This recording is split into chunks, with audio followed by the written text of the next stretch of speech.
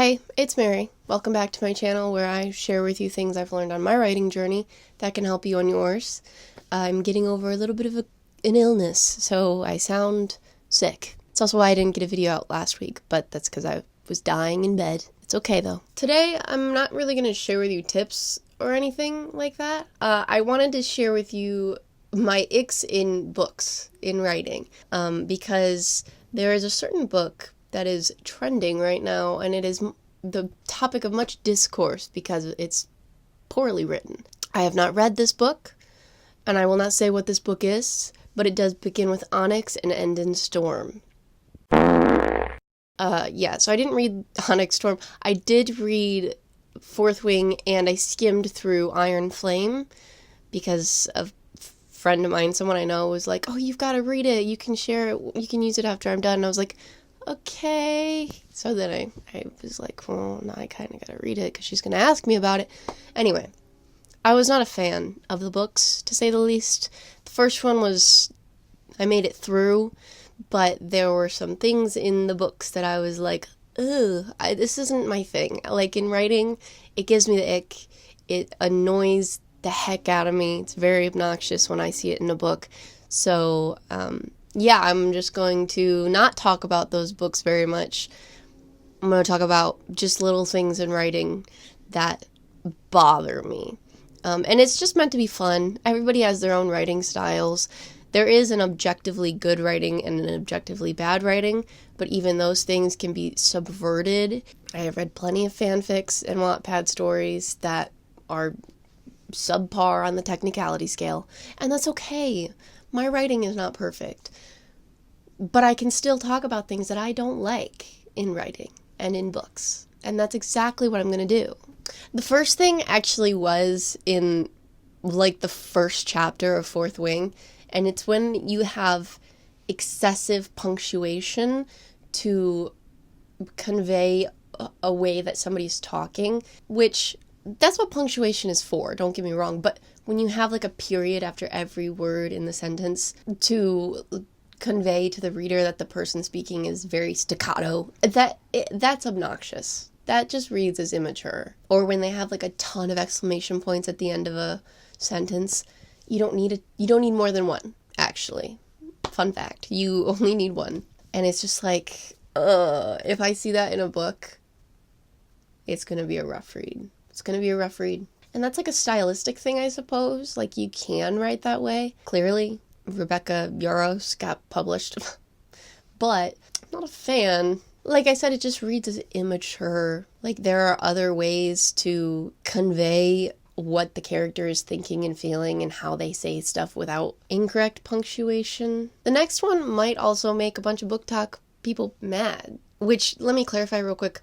I don't hate booktok, but I'm also not the target audience, and so a lot of the things that I say might get on booktok's nerves. Okay? Are we clear? Is that out of the way? Awesome. I am quite opinionated. I will say my opinions on my channel. I will disclaim that it is an opinion, but it's still an opinion that I am allowed to share. And one is that booktok, not my forte. Anyway, number 2, when the couple in a book, doesn't even need to be a romance book necessarily. It can be like romantasy, like Fourth Wing or whatever. When the couple in a book gets together like halfway through the story so that the author can just put in a bunch of sex scenes.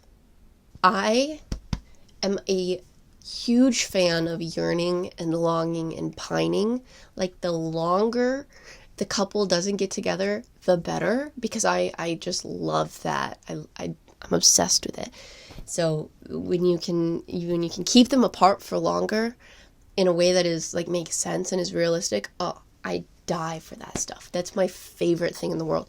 So when I'm reading a book and the couple gets together halfway through, I'm like, what's the point of reading the rest of the story? I don't care. I don't care about whatever miscommunication trope comes up now that sets them apart. They're together. That's the end of I don't care. I guess that this also happened in Fourth Wing. Oh my gosh, I'm not trying to rag on Fourth Wing, but this did happen. They got together, had a couple sex escapades, and then had a falling out at the end of the book. I don't like that. I just read the book, I just read it, Emily Wilde's Encyclopedia of Fairies, and the second installment, which is Emily Wilde's Map of the Otherworld. I just read both of those. I bought them because they're so good. They're some of my favorite books at the moment.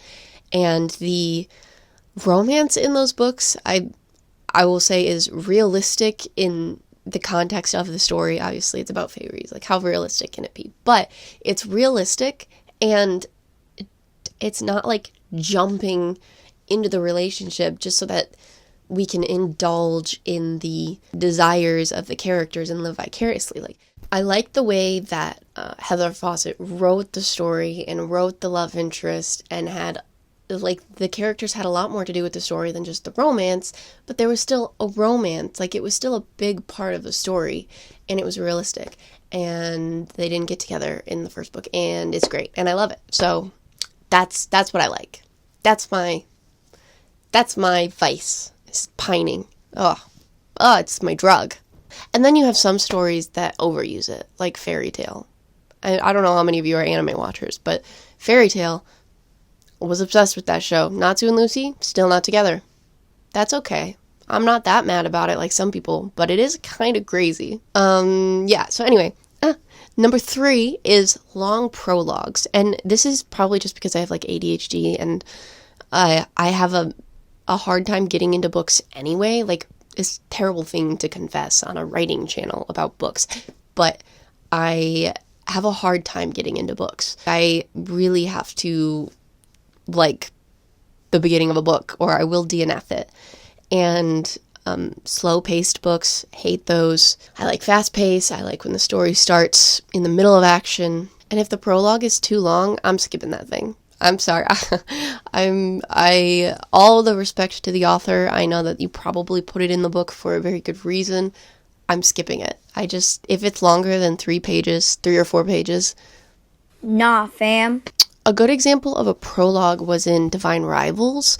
I actually found that I enjoyed that prologue. It's just over 4 pages, so it's like, it's a little on the longer side, but it really captivated my attention. I liked it, which is rare for a prologue. Epilogues I don't really care about, because by then I'm already invested in the story. And if I finish the book and I care about the characters, I'm going to read the epilogue no matter how long it is. And a lot of times, I hate to say this, prologue's unnecessary. You don't have to have a prologue in a book. Only put one in if it's really going to add something to the story that the main timeline cannot add. I feel like that's not controversial to say, though. A lot of people, I don't think, like prologues. The next one really is just personal style. There's nothing wrong with it. There's nothing technically wrong with it. I just don't like books that are written in the present tense. Yeah, that's just personal preference. I once beta read for a book it was a cool book idea. The author, or the writer, had like QR codes with every chapter that linked to a playlist, and there was like a QR code that linked to an adjacent journal by the character that the writer made. It was really neat, okay? But it was present tense, and I just slog through present tense, and I really don't know why. It's just not the way my brain thinks. My brain likes past tense. I write in past tense. I prefer to read past tense. If I'm writing in my own journal, I tend to write past tense. If you like present tense, I have nothing against you. Oh my gosh, when the author makes up confusing names, or like names that don't exist in the English language, and they don't include an index in the back of the book with how to pronounce them, it's so, like, oh my gosh. I guess that adds another pet peeve. A pet peeve that I don't like is when people overcomplicate things. Like, you're creating a totally different world, and all of the names are super complex, and there's like 5 vowels in a row, or 5 consonants in a row, and it's like, my brain does not know how to pronounce that. Kind of like Fourth Wing, which is funny because the author of Fourth Wing also didn't know how to pronounce anything. Moving on. I one time saw on Instagram, because I used to follow a bunch of writing accounts, it was like an original map, an original story with original characters, and they shared what they all were online, which, like, I don't know why you would do that if it's not published yet. Don't do that. Keep it a secret. But it was like literally all of the places on the map could not pronounce. I couldn't even make an attempt at pronouncing the names. If I can't even come up with something in my head, like thinking about pronouncing something and saying the pronunciation, two totally different things, right? I couldn't even get that far with the names of this map. And I understand wanting to be different. I understand wanting to be original. I get it. But don't do that at the expense of the reader. And especially when you don't add an index in the back for, hey, this is exactly how you pronounce it. Throne of Glass had that. Look.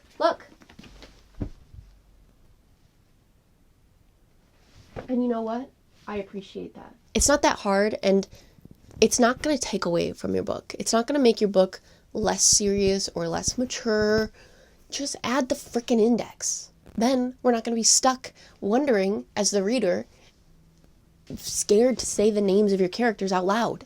I have looked in the back of every single book that I've read when it comes to if I'm reading a book and there's a confusing name, I look in the back, because Throne of Glass was one of the first books that I ever read when I got into reading, and now I'm spoiled. Authors don't leave readers in the dark. If it's a contemporary book, that's not necessary. Obviously, it's set in a real world. We have our own methods for figuring out how things are pronounced. Or if your names aren't weird. Pet peeves. And then on the flip side, this is my last one. My last pet peeve. My last ick for books. When the maps are either too vague or not vague enough. I'm trying to think if I have any examples of this on my bookshelf. Using Throne of Glass, I like the map in Throne of Glass.